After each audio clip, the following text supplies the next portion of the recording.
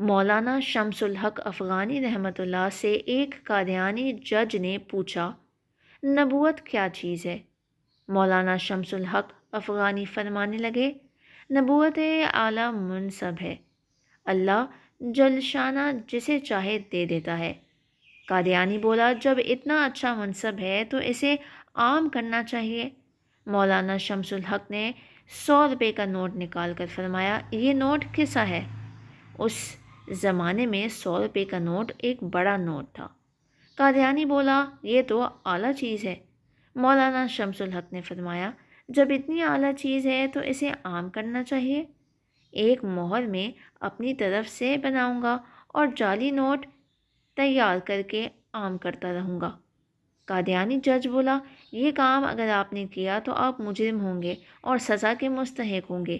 اس کام کی اتھارٹی صرف حکومت کے پاس ہے، کسی اور کے پاس نہیں۔